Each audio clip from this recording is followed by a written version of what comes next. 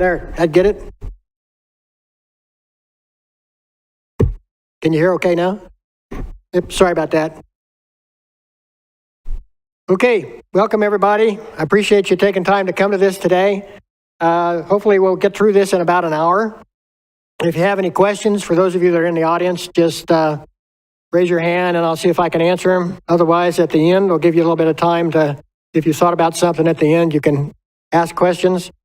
So appreciate those that are also attending online, and this will be recorded so people can see it later on the presentation and videos page of the county employee website. So this is understanding insurance requirements. And so let's see.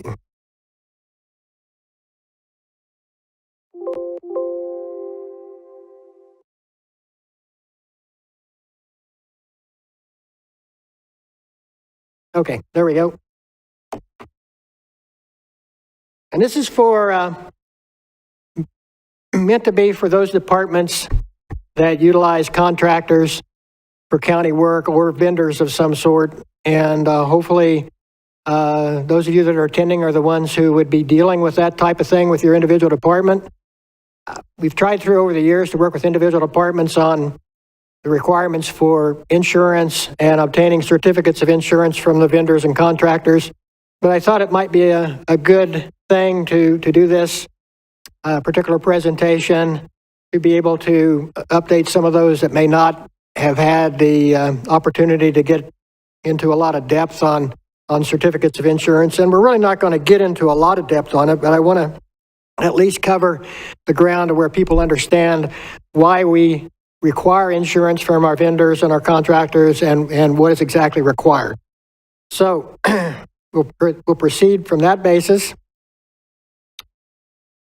So any department that plans to use contractors for county work or authorizes outside entities to conduct work or activities on county property must ask the Risk and Emergency Management Department to provide the relevant indemnification language and insurance requirements. For work under procurement contracts, the procurement department will work with Risk and Emergency Management to obtain the necessary contract insurance requirements. We do have an indemnity manual that was prepared through the Arizona County Insurance Pool a number of years ago, before I actually became the risk manager, and it was prepared by the insurer that ACEP uses to cover the county. And it's actually broken down by the type of work that's being done, and there can be different types of insurance required depending on what the work is being done. So we'll be getting to that into that in a little more detail. But I use that indemnity manual a lot.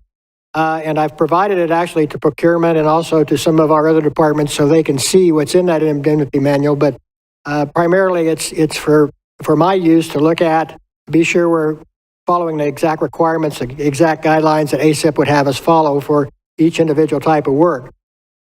So for work under procurement contracts, the procurement department will work with Risk to obtain the necessary contract insurance requirements. Contractors and other entities must agree to the indemnification and insurance requirements prior to being allowed to access county property and or commence work for any project. Risk has final compliance approval on the requirements, including all certificates of insurance provided by the contract. The county attorney's civil division reviews contracts for legal requirements and verifies indemnification language. I also look at that indemnification language, and we use pretty much a standard indemnification language that has been provided to us by ACEP, and that we've also looked at and verified through the county attorney's office to be sure it meets our requirements.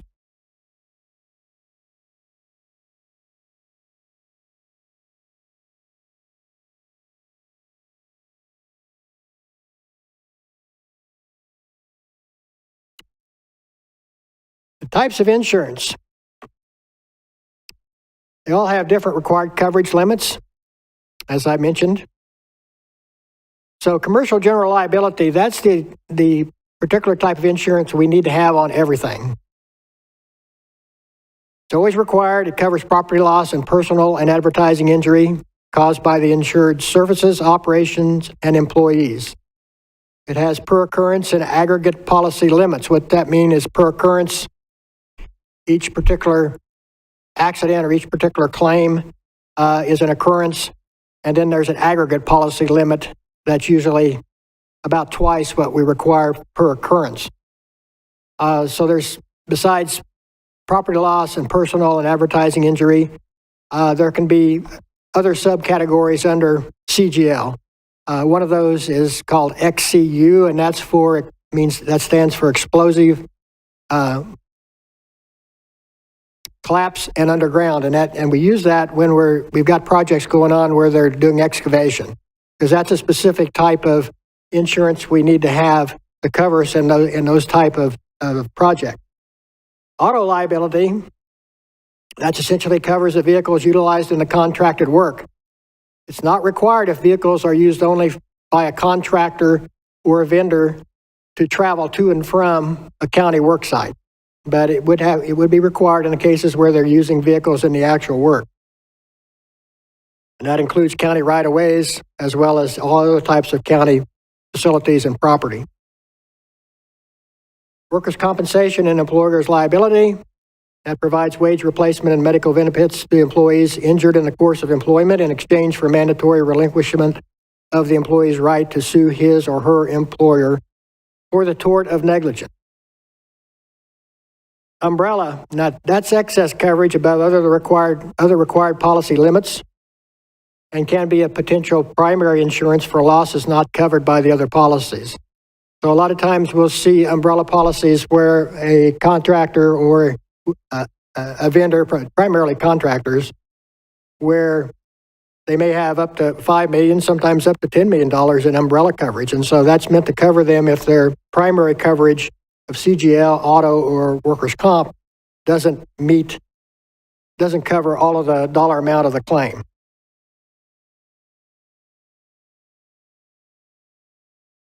Errors and omissions, that's another type of insurance that sometimes we require. We require that when we're using a professional entity. A lot of people think that's just restricted to engineers and architects, those type of people, but it's not. It includes other entities that develop information or participate in decision-making that may create county liability. So that includes program managers such as landfill operators. And we have a list of those potential type of services and disciplines where we may need to require professional liability insurance or errors and omissions insurance. Environmental, nowadays, that's a big thing. There's actually separate environmental insurance that a lot of times we have to require for certain things, including generating, transporting, treating, storing, removing, or disposing of hazmat and petroleum products or chemicals. There's also coverage for crime, particularly for theft. Usually covers employee theft. There's sexual molestation and abuse coverage, and we usually require that when we're dealing with a contractor or a professional that's has to deal directly in providing services for children, seniors, or developmentally disabled individuals. So we have to be very careful of that nowadays, and we do require that in several circumstances.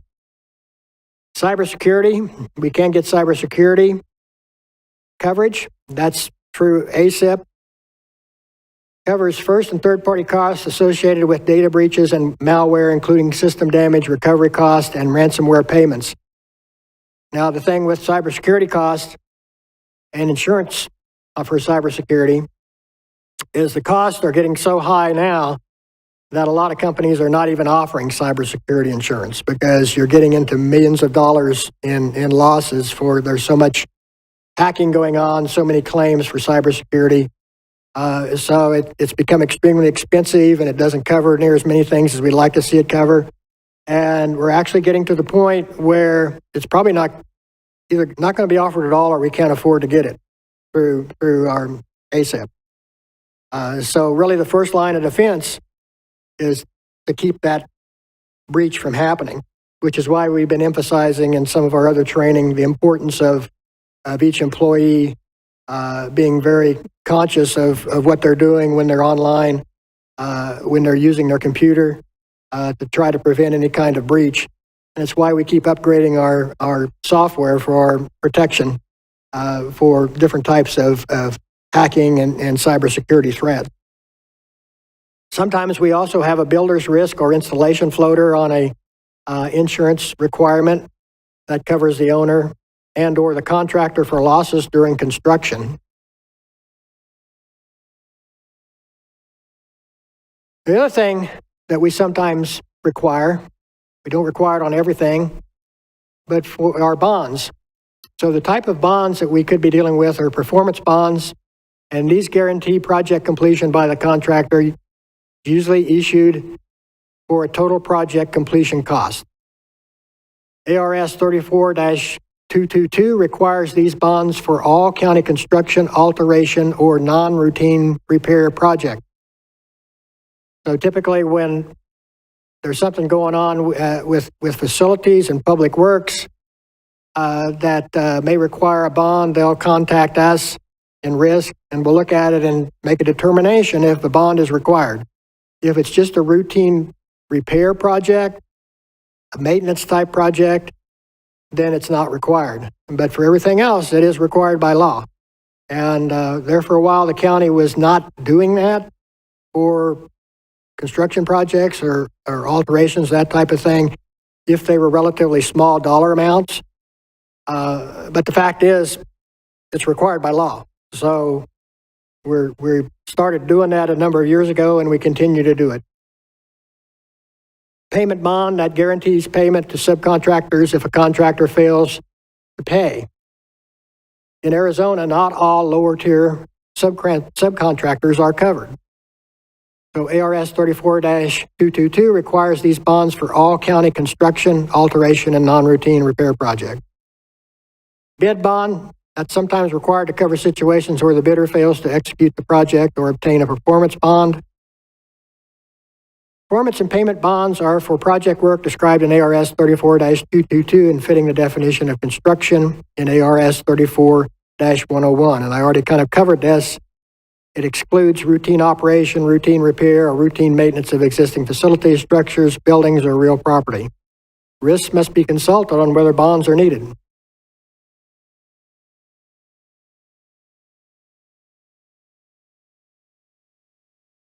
So, talk a little bit about what we require on these different types of insurance. So based on insurance pool guidelines and industry practice, Mojave County usually requires the following from contractors for each job, with other coverages such as errors and omissions and environment added as needed for the specific project. Indemnification language approved by risk and county attorney civil division that requires contractors to indemnify, defend, and hold harmless the county from all claims, actions, liabilities, damages, costs, or expenses resulting or allegedly resulting from contractors' acts and omissions, including all legal costs and fines. Sometimes we get pushback on the indemnification language, just as we sometimes get pushback on the insurance requirement. So that becomes a sort of a back and forth type of thing where risk and the county attorney needs to look at it and say, well, what is this contractor wanting from us, or whether this other entity wanting? Is there a possibility of doing some modification to the indemnification language? And usually we try to hold pretty fast on what our indemnification language is, but occasionally we will make some minor changes as long as we don't feel that it's posing a great risk to the county to make those changes. So this is why it's important for the indemnification language to be checked by risk and the county attorney's office. Commercial general liability insurance, CGL, and amounts to be determined by the nature of the contract, but usually $1 million for each accident occurrence and $2 million aggregate. But this can be higher for certain types of things. Auto liability, an amount of $1 million combined single limit, unless vehicles are only used in commuting to project or not used at all. Workers' comp and employees' liability. Usually workers' comp is by statute, but employer's liability is included in that. And that employer's liability is typically what we require, $1 million per accident for each employee disease and for the disease policy limit. Now, I will say these dollar amounts that we're requiring are pretty much standard, the dollar amounts that we're using. And we've talked to ASIP about this, and what happens is the insurance industry, over the years, they look at what the rising cost of litigation is and determine what is essentially a viable and optimum coverage to be able to take care of most type of litigation costs. So this has been, these standards that I've just talked about here in terms of coverage, they've been in place for a number of years. And we still see some of the entities that we deal with that are wanting to do lower coverage limits, which I don't understand, because essentially what you're trying to cover here is your cost of your litigation or your claims.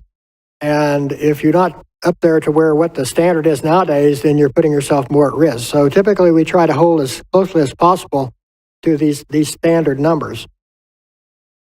We also do an additional insured endorsement and waiver of subrogation for the county for CGL and auto coverage, and often a waiver of subrogation for workers' comp. And we'll talk about additional insured and waiver of subrogation a little bit later.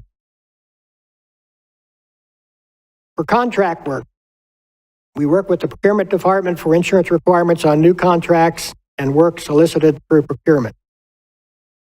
For other work, we need to ensure that the Risk and Emergency Management Department is contacted to check insurance requirements when using an existing contractor on work that does not go through procurement, including smaller projects and those performed through a JOC or job order contract. Receiving a special event permit application requiring use of contractors or vendors, and that's typically we get through parks and public works, or using a new vendor. Contractors and vendors are required to have certificates of insurance or COIs and an indemnification agreement with the county prior to conducting work. Employees who receive COIs should send them to risk and should not allow any work to commence by the contractor or vendor until receiving risk approval.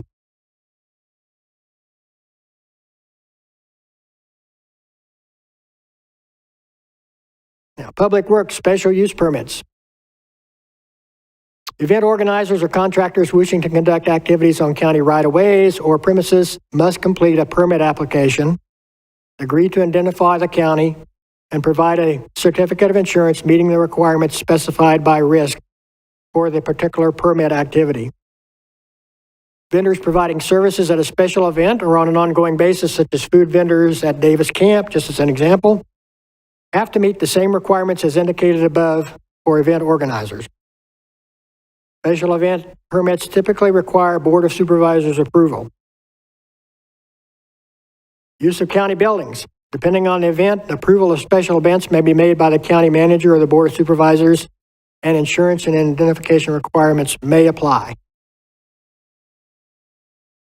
There are some events where we may waive some of those requirements, but typically we do require them for a lot of the events.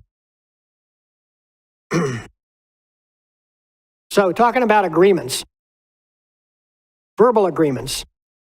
Only employees with specific authority to make verbal agreements can do so. And typically we don't like verbal agreements anyway. But an example where this might happen is public works supervisors can agree to fix minor damage, such as damage to a mailbox from county equipment, if the damage clearly resulted from county actions, and they must notify risk and document the agreement. Department directors must consult with risk before making any other agreements. Written agreements. Written agreements, which can be any document requiring a signature on behalf of the county, can only be made and signed by authorized county personnel. Most agreements require Board of Supervisor approval. Unauthorized employees who sign documents are incurring personal liability.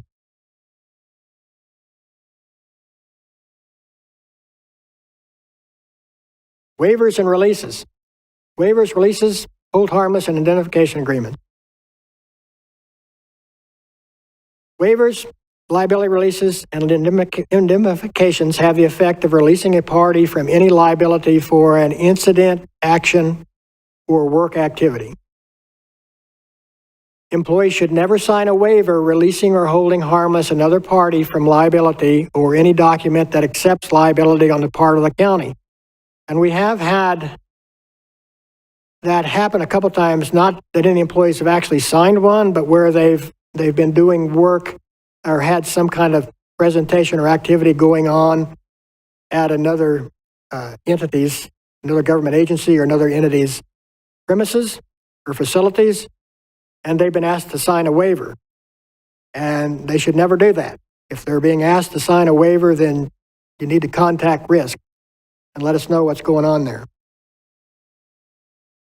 There are times when risk might, work with that particular entity to resolve the issue, so to be sure that everybody's covered, but individual employees should never sign a waiver.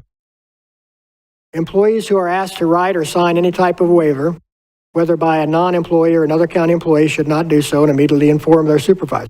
Waivers and all agreements involving liability are the responsibility of risk, working closely with the civil division of the county attorney's office. Employees whose work takes them onto other people's properties, and I just mentioned this, for inspections, meetings, or other valid reasons, should be aware that contractors or property owners may try to get them to sign waivers. And as I said, they shouldn't do that, but should contact risk. So, certificates of insurance. And I will say certificates of insurance are about the biggest headache that risk has.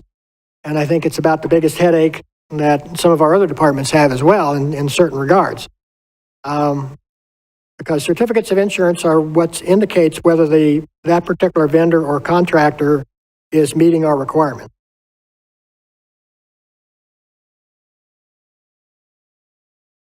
A contract cannot be finalized, nor a vendor start work for the county until a current COI has been received or is already on file with the responsible department, and risk has reviewed and approved the COI.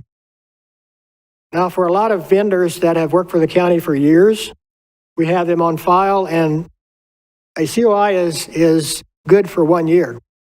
So whenever that COI expires, whatever that date it is, and typically in most cases, it's based on a fiscal year, so it's usually around July 1st or thereabouts, but it can be other time periods as well.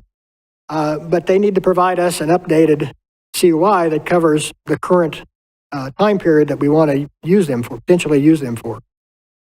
And this is what can be a big pain, because sometimes we get those and sometimes we don't.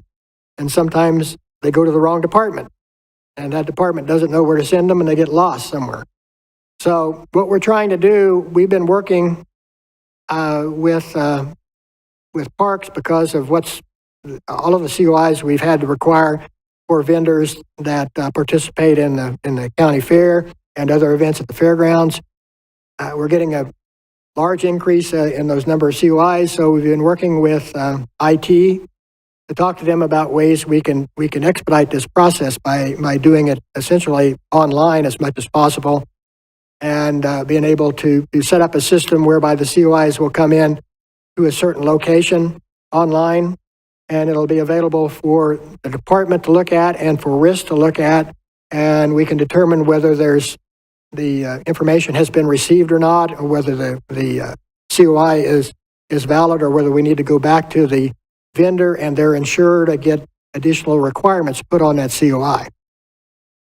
So hopefully we're going to be able to work something out in the next few months where we can do that and cut down some on the work that we have to do in tracking these things. Basic insurance requirements apply, but different types of work may require variations in the types of coverage and coverage limits. The Arizona County Insurance Pool provides an indemnity manual that covers the different types of work and their insurance requirements, and I discussed that a little bit earlier. A COI must have the minimum required coverage limits for CGL, auto liability, workers' comp, and any other coverage specified by risk, such as professional liability or E&O. For some work, auto liability may not be required. And what can happen, and we have seen this happen a lot with some of the vendors that we've been dealing with for fairgrounds type of events, is we do have a form that's called a sole proprietor workers' comp waiver. And those are meant for those small vendors. A lot of times they're food vendors or they're vendors of other type of trinkets or that type of thing, where they don't have employees. So they don't really have workers' comp. So they can fill out this form, and it's a form that's accepted by the state that essentially says they certify on there by signing that they don't have any employees and they're not going to come back to Mojave County to request or to try to get payment for any type of injury that occurs when they're on county premises. So it's important for us to either get that form or else we get the coverage limits that we require for workers' comp. We don't want to be in a position of where we're paying for other people's injuries. The county named as additional insured for CGL and auto. And of course, it's important to be named as additional insured because that means we're covered by them. We don't have to fight about it if they do something that causes an accident. And most of our identification language, our requirements, make it clear that this is something that's responsibility of the vendor and the contractor if somebody's injured by their actions. Obviously, if it's something the county does that causes that particular vendor or that particular contractor's employee to be injured, then the county's going to be liable for it if we're the ones who were actually responsible. So most of our coverage is pretty much set up to make it clear that that's the way it should work out. We're not trying to make other people, other contractors or vendors shoulder the cost essentially if it's something where the injury occurred because of some action that the county did. So a waiver of subrogation against the county for CGL and auto is required. And a waiver of subrogation, what that means is that's something the insurer of the vendor or the contractor puts in place. And that essentially states that if there's an accident happen and an employee of that vendor or contractor is injured and they're covered or there's some other property damage or whatever, and they're covered by their insurer, the insurer of the contractor or the vendor, then once that insurer pays that claim, then they don't come back to the county and try to sue us to recover the costs that they've paid out for that claim. So by having this waiver of subrogation, they essentially state we're not going to come back to the county. We're going to cover everything that this vendor or contractor, any type of property damage, any type of injury that they incur as a result of their actions, and we're not going to come back later and try to recover that money from the county. You also have to have the effective dates to cover the period the work is performed. I already mentioned that. Typically, they're a term of 1 year. And we need to check those COIs to be sure that the term of the COI for the coverage does include the period of time that we expect the work to be accomplished. A COI must have, and I probably should have put a picture of a COI up here for you all to see, but the COI, and a lot of you who have worked with them anyway know what they look like, but they have some boxes along one column next to the CGL, next to auto, next to workers' comp, next to umbrella insurance, and a couple of columns. One is for them to check certain things, whether the check to show that it's additional insured is in place. Another check is to show that waiver of subrogation is in place. There's also a box under CGL that says per occurrence or claims made. All of our insurance requirements are pretty much, except for one or two exceptions, are for per occurrence, not for claims made. So we need to be sure that box is checked and not the claims made box. And essentially the claims made box, if you check that, that means there can be an event occur, somebody's injured, and 3 years from now, they actually turn in a claim. We don't want that to happen. We want to have that claim, made per occurrence. So when it happens, that's when we want to start looking at getting the claim made rather than wait and get ambushed by it 3 years from now. A description box is also included on the COI, and that may contain language that verifies coverage requirements, but that cannot restrict or contradict them. So a lot of times in that box, it'll say, and it'll have some formal language in there that says, that essentially says that the county gets is named as additional insured for CGL, for auto liability, and then it may say a waiver of subrogation applies for all coverages. So we would want that waiver of subrogation for CGL and for auto liability if auto applies, and also for workers' comp. We don't require it for things like professional liability or umbrella liability. We don't require us to have a waiver of subrogation for those, but we do typically for CGL, auto, and workers' comp. There's been an issue lately because of some construction, particularly smaller construction companies that are doing work on county right-of-ways, and they may be doing only something where they're only on the county right-of-way for a few feet because they're doing a driveway entrance for a private resident. And a lot of times those contractors may not have a waiver of subrogation because the insurance industry now has, instead of providing blanket waiver subrogations like they do in a lot of cases for CGL, where that company or that particular contractor can buy that blanket insurance that covers them for all their projects during the period where the COI is valid. Instead, they're requiring for workers' comp, they're requiring a separate workers' comp waiver of subrogation to be purchased for each project, which, is probably a little unfair, in my opinion, to the contractor, but that's also generated a lot of pushback from contractors to the county saying, well, why are you requiring this for us? Because we have to buy an additional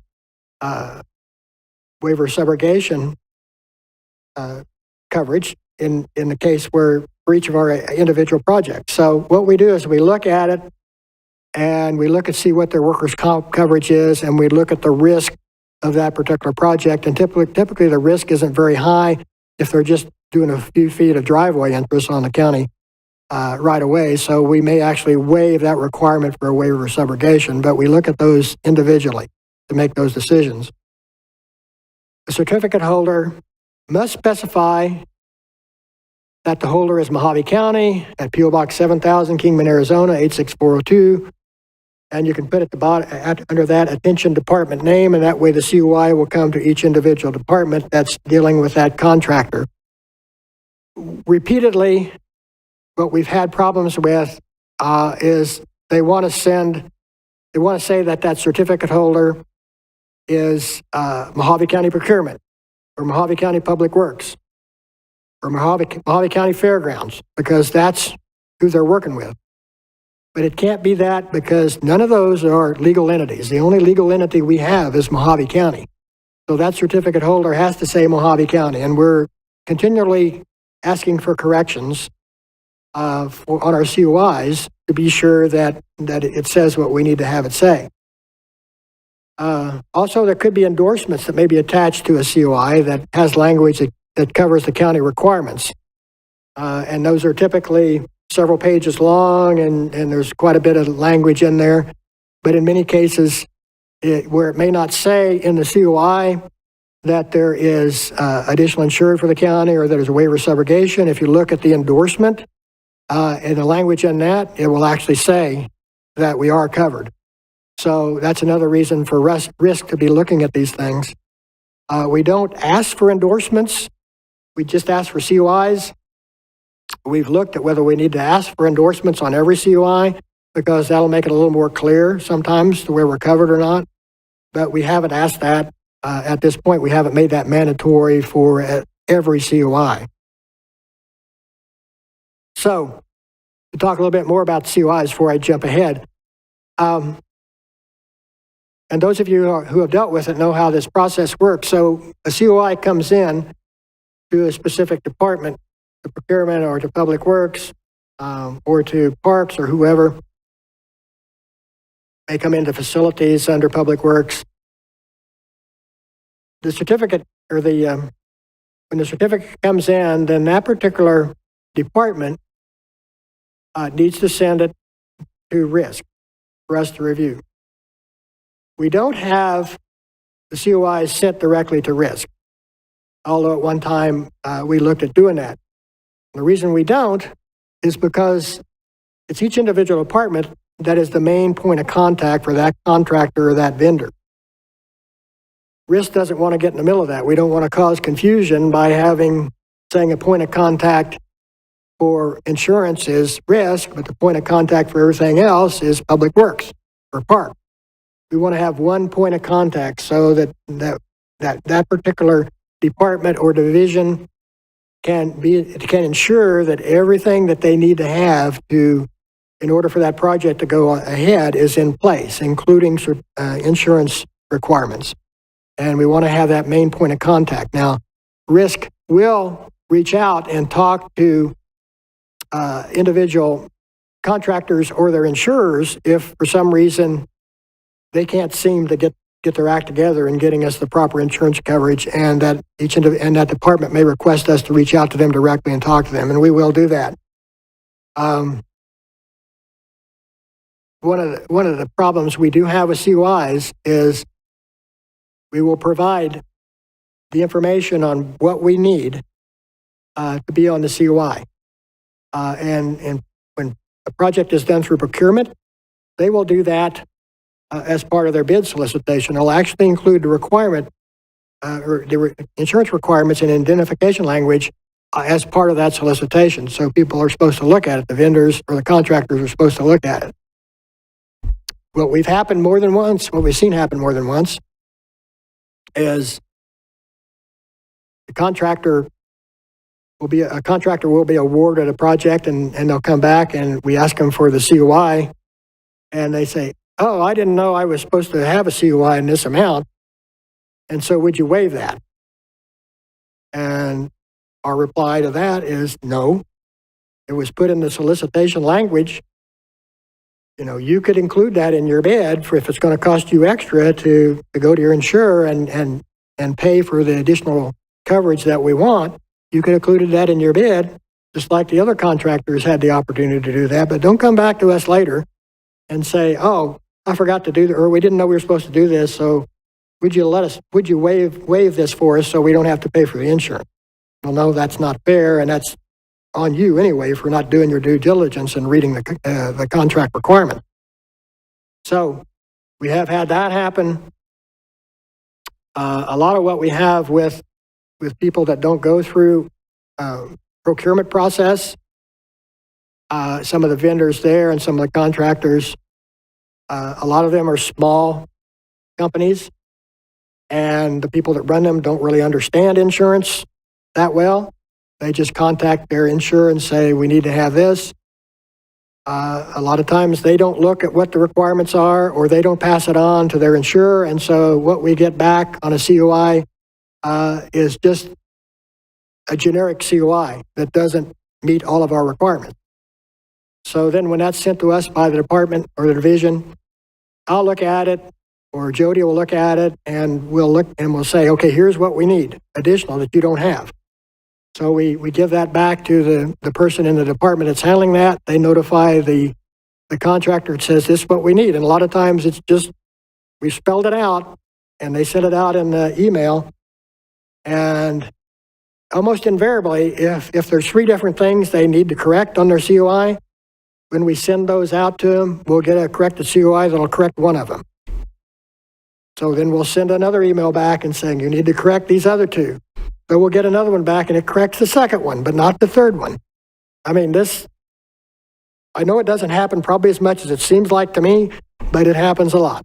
And I don't know whether it's with the contractor that really doesn't understand insurance, or whether they haven't passed on the proper information, or whether it's with the insurer and the insurer doesn't read what they're being asked to do, or where the people at the insurers are just used to sending out generic COIs and they don't really understand the whole process. But these are some of the things that create a major headache in dealing with insurance, and particularly getting certificates of insurance. So, but it's very important that we have these coverages. Otherwise, we're open, to potentially getting claims against the county for property damage, for injuries, for different types of things that is not our fault. That's the contractor or the vendor. And we could potentially get stuck for it if we do not be sure that we have this coverage in place and have COIs that verify the coverage is in place. So to talk a little bit about claims, this is a little bit off the subject to a certain extent, but we do get claims against the county. And that's, like I said, one of the reasons why we have these insurance requirements in place. And all claims against the county must be filed at the clerk of the board's office using their claim forms. Those can be emailed in as well as being brought in. All claims have to be reviewed and investigated by the risk department and be either denied or approved by that department. In rare cases involving life safety or emergencies, risk may verbally approve a verbal claim or authorize county personnel repair action. For instance, where county equipment has damaged a private owner's gas line and repairs can't wait on a written claim submittal and approval because that gas may be escaping and may be creating a safety hazard. So that happens every once in a great while where we may need to actually approve something verbally and then follow up with the paperwork later. But typically we need to have the paperwork in place with receiving the claim, the written claim, and then reviewing it and investigating it and then sending out a formal letter denying it, or else we will accept the claim, one or the other. Employees should not engage in detailed discussion or arguments with individuals who contact them regarding claims, but instead refer them to the clerk of the board's office forms for the claims, or to risk for questions. Employees should never admit county fault or agree to accept the claim or pay damages. And every now and then we have that a person comes in and said, oh, I talked to so-and-so with the county when this happened, and they told me the county was going to pay for this. Well, we don't necessarily know. That's a he said, she said situation. We don't know whether the county employee said that or whether this person made it up. But regardless of whatever, if it was said by a county employee, we're not going to accept it anyway, unless we identify it after investigating the claim, unless we identify that there's some fault on the part of the county. So our employees need to be very careful when they're having discussions of this nature, when they're dealing directly with people from the public who may be wanting to file a claim. A little thing I wanted to discuss on purchasing is purchase orders versus P-card transactions. And this gets back to potentially being sure that the county is covered. But for transactions under $5,000, finance prefers P-card use since that generates discount. However, it also leaves the county open to liability since no indemnification agreement is in place with the vendor. And usually that's not that big a risk, but it's possible it could be. But we don't usually worry too much about it if it's under $5,000. However, for one of the reasons why we insist on a PO for larger purchase amounts over $5,000 is because it protects the county, because the PO form signed by the vendor includes the indemnification language that we require. Any transaction other than routine business expenditures or those with vendors with existing contracts or agreements with the county should be referred to procurement and risk for review. Some transactions may not require vendor COIs or indemnification, but many will. So that's the end of my presentation. That's 15 minutes early from what I said, and I ran through it kind of quick, so Is there any questions from anybody? Is there anything that I didn't cover?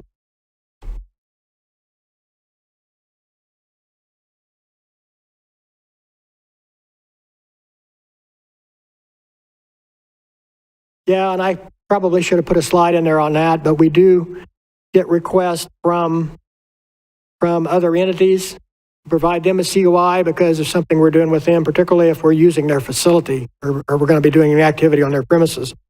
So that just needs to come to risk for us to look at. And in most cases, it won't be a big deal to cover those. In some cases, it may be a little more problematic. And in which case I may have to talk, or somebody with risk may need to have to talk with that particular entity about it. Because we don't like, as a general rule, we don't like to give waiver of subrogations to outside entities. A lot of times, if it's another government entity, a city or a county, or even the state, sometimes we will have mutual indemnification, and we'll have that where each of us will indemnify the other, and we may give a waiver of subrogation, additional insured. But we don't like to do that, particularly, we don't like to do it to a commercial entity or a private entity. And the reason is because if we are naming them as additional insured, we're using, essentially, and indirectly, when you look at it, what we're doing, we're using county tax money to insure a private or commercial entity, which is illegal. So that's why we don't do that. And so and we don't typically get many commercial or private entities that ask us for that, but it can happen. So that's the main reason we don't want to do that. But yeah, just let us know, and we'll provide. And if it's just a straightforward request, most of the people we deal with, because of the standard coverage requirements, are asking the same thing we would ask from them on coverage, and they've already got it. So just like we've already got it, so we just have to do a request to ASIP's insurer and say, can you provide us a COI for this particular entity? And usually it takes only a day or two to get that, unless there's a special requirement on there, and in which case, if it's something a little unusual, then we'd have to review it to see if it's a reasonable request, and then we would have to get ASIP to actually approve adding that to the COI. So that's pretty much my spiel. And this is a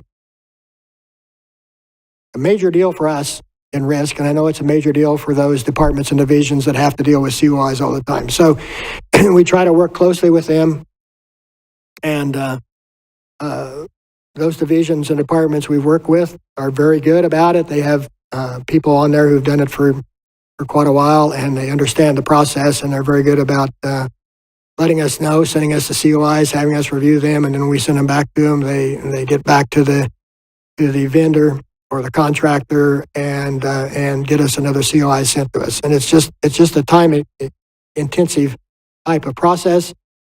And and looking at on some of our websites where risk managers share their problems and their insights and everything, COIs are a pain in the ass for everybody throughout. Everybody that deals with COIs, it's a pain. And we all have the same issues in tracking them to be sure we have current ones, and dealing with people that may not understand COIs, and so we have to explain it to them and this type of thing. And there's been various things that they've come up with to try to expedite the process. There's been software that vendors have come up with to say, well, here, this will help you track your COIs and determine when you need to get some new ones. And I've looked at some of that, and I've looked at what some of the other emergency managers that have used them have said. And in many cases, it's not really saving much time and effort. I mean, you're paying, maybe $10,000 for a software, and then you find out it's not really saving you that much time or effort.